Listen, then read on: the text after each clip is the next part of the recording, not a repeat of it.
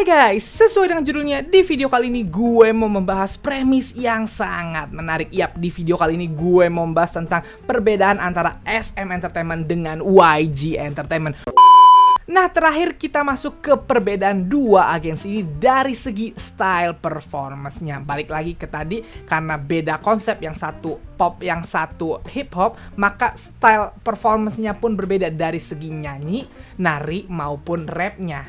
Kita bahas dari segi menyanyinya dulu ya guys. Gue yakin kalian semua pasti udah notice banget perbedaan antara artis SM dan YG dari segi gaya bernyanyinya, karena bener-bener sangat bertolak belakang, sangat berbeda. Bedanya di mana bang?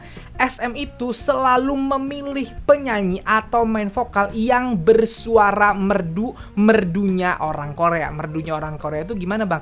Merdunya orang Korea itu yang tinggi, alus, yang suaranya alus, merdu, dan bisa mencapai nada-nada tinggi. Kayak suaranya penyanyi-penyanyi soundtrack drama Korea lah, intinya gitu. Suara yang kira-kira bisa menusuk kalbu kalau nyanyi gitu. Itu selalu jadi pilihannya SM Entertainment, yang mana itu adalah pilihan yang sangat bagus, karena sekali lagi itu adalah kesukaannya orang Korea. Makanya kalau lo ngelihat penyanyi-penyanyi atau main vokalnya SM Entertainment, kadang-kadang terlihat agak mirip satu sama lain, kayak Wendy dan Taeyeon.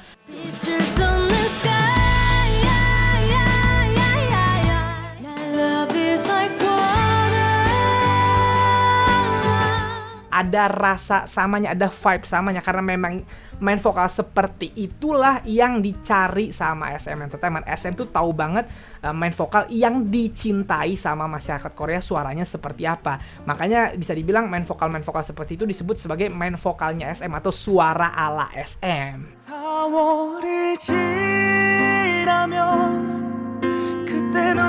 Nah, sedangkan main vokal atau penyanyi-penyanyinya YG Entertainment ini seperti antitesisnya SM Entertainment. YG Entertainment tidak mencari penyanyi yang memiliki suara ala SM tadi, yang merdu, tinggi, halus gitu. YG justru mencari suara-suara yang unik, suara-suara yang berbeda, yang sebenarnya tidak terlalu selera orang Korea, tapi enak. Makanya muncul penyanyi-penyanyi di YG yang bersuara seperti Daesung, June Icon,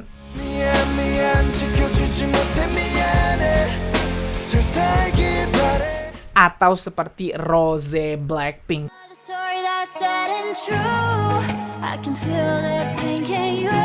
Kok bisa seperti itu bang? Ya karena YG di core-nya hip hop, jadi mereka kayaknya tidak pingin sama aja sama SM gitu. Jadi nyari suara yang juga beda. Suara mereka tuh yang dicari sama YG yang unik, yang berkarakter kuat gitu. Nggak mesti bisa nada tinggi banget, yang penting suaranya beda aja. Itu yang membedakan vokalis antara SM dan juga YG. Dari segi suara aja sudah sangat berbeda.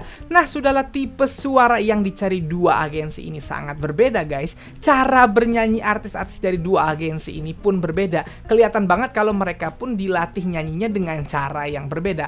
Artis SM ini cara bernyanyinya adalah cara bernyanyi yang benar dan baik menurut gua. Yap, kalau kalian mau lihat penyanyi-penyanyi Korea yang menyanyi dengan baik dan benar, maka kalian harus melihat artis-artis SM Entertainment, karena artis SM Entertainment itu nyanyinya benar-benar pakai teknik. A, I, U, E, O-nya mereka atau pelafalan mereka itu sangat baik. Ini contoh cara menyanyi artis SM Entertainment.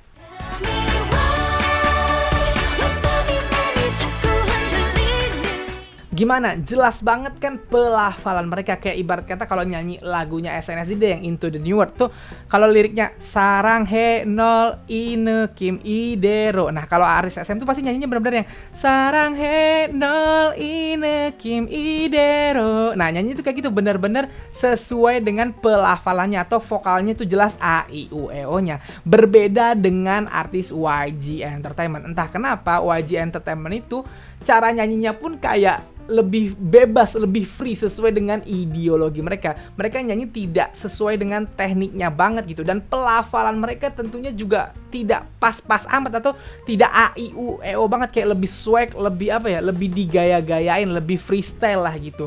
Contoh dari artis YG nyanyi tuh kayak gimana? Kayak gini.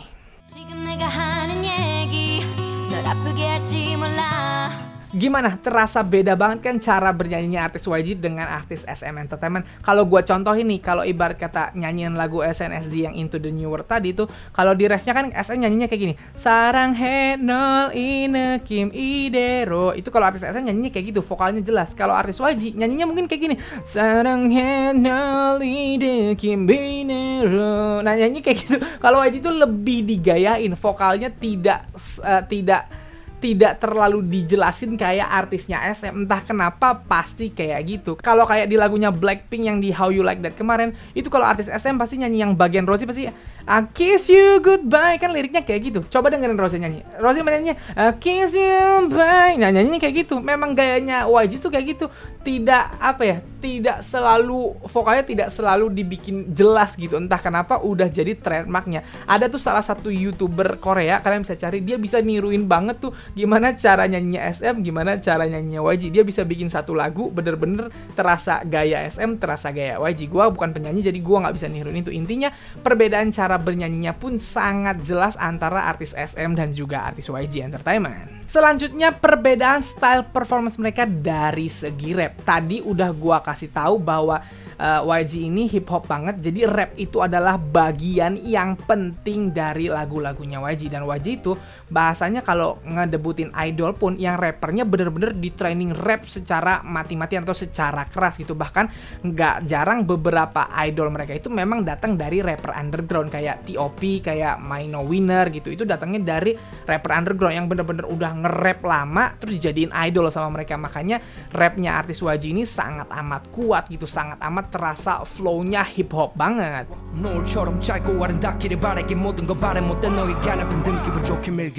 Nah, sedangkan artis SM Entertainment kebanyakan rappernya dari generasi 1 sampai generasi ketiga awal itu rappernya bukan rapper beneran. Mereka sebenarnya adalah penyanyi yang disuruh nge-rap aja. Makanya kalau di Show Me The Money atau di Korea itu rapper SM sering diremehin karena memang mereka bukan rapper gitu. Mereka tuh awalnya penyanyi. Itu yang beda banget.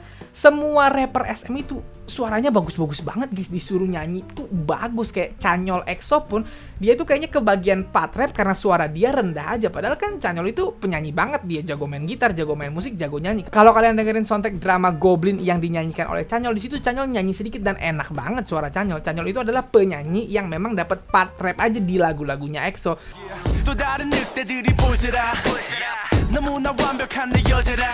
Sama kayak di Red Velvet. Di Red Velvet itu rappernya adalah Yeri dan Irene. Padahal Yeri dan Irene itu adalah penyanyi. Suara mereka bagus, halus banget suara mereka. Cuman yang namanya lagu K-pop kan pasti ada part rapnya. Nah, Yeri dan Irene yang suaranya tidak setinggi Joy, Seulgi, dan Wendy suka ke bagian part rap gitu. Padahal kalau dibilang apakah mereka rapper, ya bukan gitu. Mereka adalah penyanyi yang kebetulan disuruh nge-rap. Salahkah seperti itu? Ya enggak, karena kebutuhan lagunya kan memang ada rap. Dan mumpung ada yang bisa melafalkan rap itu ya nggak ada masalah gitu. Nah kalau di YG kayak tadi gue bilang, rappernya yang beneran rapper gitu. Kebanyakan rappernya bahkan bukan bener-bener penyanyi atau tidak bisa ngehit nada-nada penyanyi. Bedanya di situ.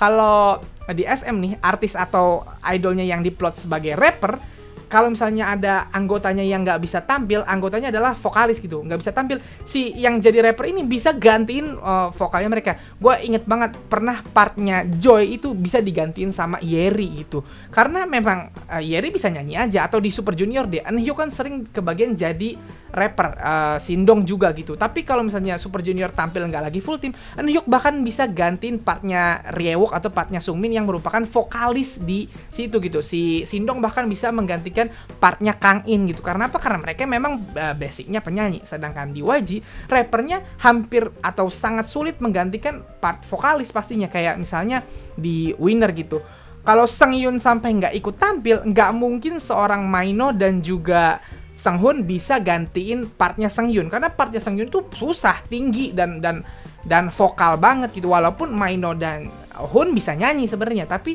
ya bisa nyanyi sedikit. Mereka lebih kuat di rap. Sama kayak di Icon misalnya, Bobby akan kesulitan pasti menggantikan partnya Jinhwan atau partnya June, karena memang beda banget aja gitu. Kalau di SM rappernya itu penyanyi gitu, kalau di YG rappernya adalah rapper. Walaupun di YG rappernya juga bisa nyanyi, di SM penyanyinya bisa nge-rap. Nah itu bedanya, di YG rappernya bisa nyanyi, di SM penyanyinya bisa nge-rap. Nah bedanya di situ antara YG dan SM dalam segi rap. Nah, tapi sama seperti perbedaan yang udah-udah, itu hanyalah perbedaan yang terjadi di generasi 1 dan generasi kedua atau di generasi 3 awal. Sekarang sudah berevolusi. SM Entertainment sendiri sudah punya rapper yang bener-beneran rapper gitu. Rappernya NCT, utamanya Mark dan Taeyong itu terkenal memang jago nge-rap, jago nulis lirik rapnya sendiri, dan mereka memang rapper sejati lah bahasanya gitu. Udah bukan lagi penyanyi yang disuruh nge-rap gitu. Karena ya sekali lagi K-pop harus terus berevolusi.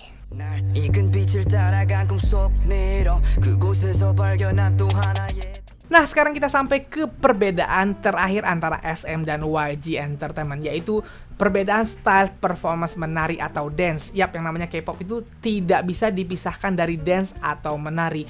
Performance artis K-pop itu pasti ada narinya. Nah, tapi yang membedakan narinya SM dan narinya YG adalah sekali lagi ideologi tadi, konsep itu yang membedakan penampilan mereka.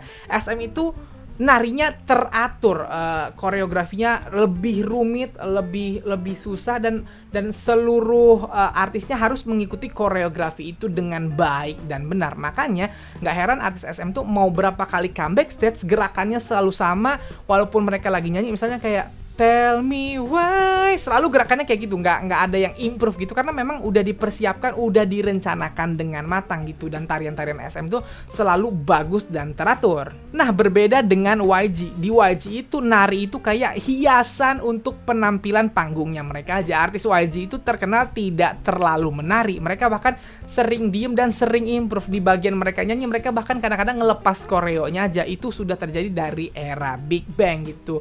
Mereka lebih lebih free di atas panggung, tidak harus mengikuti koreonya. Nah, tapi sekali lagi itu terjadi hanya di masa lalu, di generasi 1, 2, dan awal generasi ketiga. Sekarang YG pun sudah sama seperti SM, narinya lebih teratur, lebih rapi, dan itu sangat terlihat dari performance-nya Blackpink dan juga Treasure, yang mana kedua artis YG ini narinya bisa dibilang lebih saklek daripada artis-artis YG sebelumnya. Dan sekali lagi itu terjadi karena evolusi K-pop, di mana artis harus terus berubah atau terus mengimprove dirinya.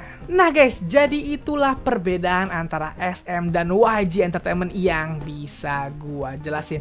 Yap, entah kenapa dari generasi 2 dulu, dari pertama kali gua kenal K-pop, dua agensi ini bener-bener terasa berbeda dari gaya dan konsepnya gitu. Bahkan artisnya sendiri pun ngerasa kayak mereka itu ada jarak satu sama lain. Itu sering dibilangin sama artis-artis lamanya SM dan YG, seperti misalnya Dara waktu diundang Yeri ke SM Entertainment, dia ngerasa kayak aneh rasanya gitu, kayak masuk ke markas musuh, padahal mereka nggak ada musuhan. Padahal artis SM dan YG ini tidak pernah musuhan atau bener-bener berkonfrontasi gitu, cuman karena saingan banget dari dulu dan gayanya bener-bener berbeda, entah kenapa satu sama lain jadi ngerasa kayak asing sama agensi lain gitu, atau agensi lawannya ini gitu. Artis YG ngerasa aneh kalau ke SM, artis SM ngerasa aneh kalau ke YG gitu. Saking mereka ini udah dari dulu terasa perbedaannya gitu.